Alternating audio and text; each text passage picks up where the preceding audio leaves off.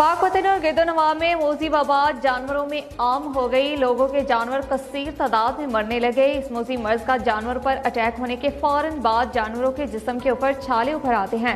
अवाम का कहना है कि महकमा लाइफ स्टॉक खरगोश की नींद सो रही है। मज़ीद तफसीलात उमैर हसन की इस रिपोर्ट में। पूरे मुल्क की तरह पाक पतन, कबूला, आरीवाला, रंगशाह और गिरदोनवा में भी लैम्पी स्किन बीमारी ने जानवरों में इसका अटैक तेजी से जारी है। दीगर जानवरों की निस्बत ये मोज़ी बीमारी बैलों में आम है। इसके असरात जानवरों में वाज़ह नजर आते हैं। इस मोज़ी मरज का जानवरों पे अटैक होने के फौरन बाद जानवरों के जिस्म पे और छाले उभर आते हैं।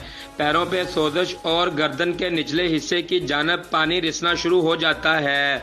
मजीद अवाम का कहना है कि महकमा लाइफ स्टॉक से बारहाना राब्ता किया है, लेकिन हर बारी हमारी इस्तदा को नजरअंदाज कर दिया जाता है।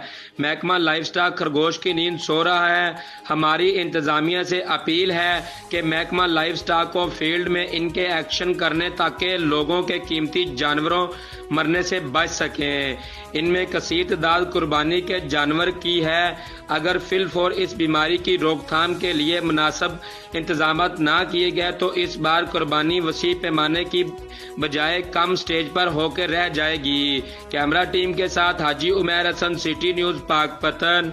मंडी बाउद्दीन में यूरिया